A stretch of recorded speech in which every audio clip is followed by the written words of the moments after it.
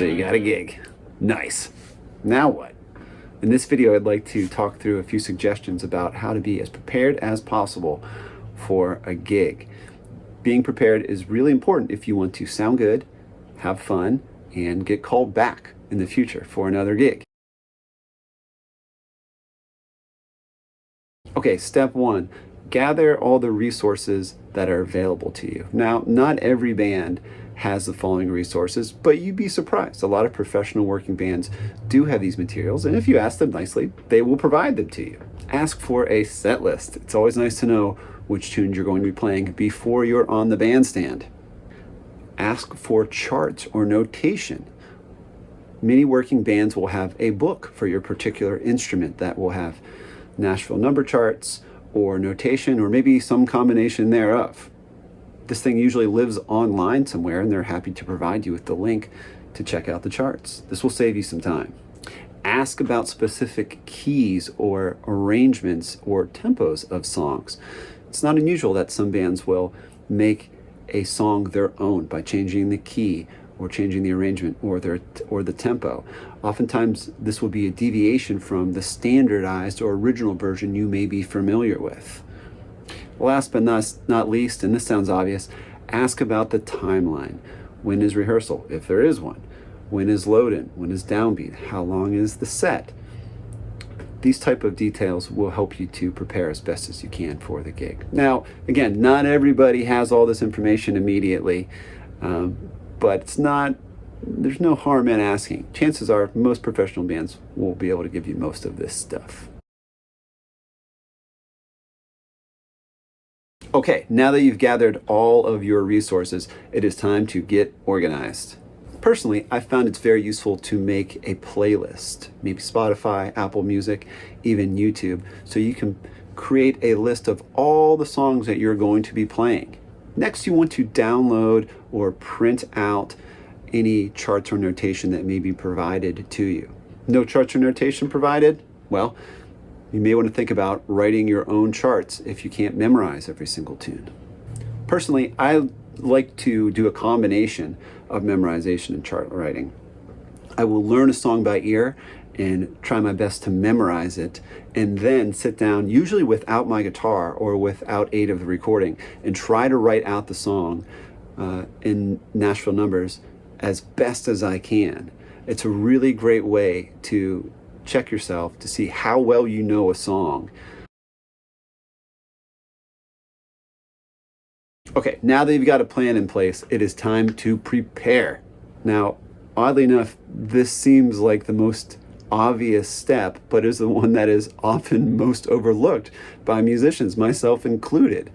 You really have to spend a lot of time preparing this material. Being a professional musician means being as prepared as you can possibly be. That's kind of like the baseline of being a professional, that you are absolutely 100% prepared for the work that you're about to do. Basically, you can never be too prepared. So how do we get prepared as efficiently as possible? Well, part of it's where I talked about. Gather all your resources, get organized, and get started. Here's some tips that will help you prepare the material or rehearse the material you're about to play. Don't spend too much time on any one song initially. Try to get through a bulk of the material quickly. You can always come back and work on difficult passages or parts that you're not sure of. Get through as many songs as you can, as quickly as you can. Make note of what needs extra work. Practice songs without looking at the chart and while looking at the chart. Practice with the recording and without the recording. Maybe just the metronome. Practice sitting down. Practice standing up. All of these things will kind of change up the environment in which you're playing, learning, and rehearsing a song, which is part of being prepared. Make sure your tones are dialed in. You don't want to show up to a gig and be fumbling around trying to figure out how to get that guitar sound. Part of practicing and rehearsing these songs is not only to learn them and make sure that your musicianship is up to snuff, but also to get your sounds in order too. Okay, if you've done all the above, prepare some more, right? Keep playing these. If you need to go back and fix a chart, do so. If you can memorize more, do so. If you can learn a horn line or a key part, do so. Maybe try putting the song in a different key, working out some different voicings. All of these kind of extra steps will help you really learn a tune and really be prepared.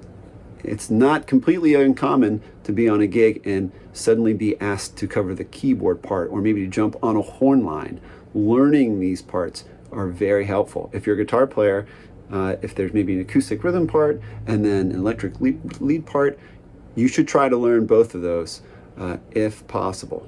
Okay, a couple of closing thoughts. In addition to gathering all of your materials, getting a plan together, and then really, really thoroughly preparing, there's a couple more ideas that you may find useful. Try your best not to waste time.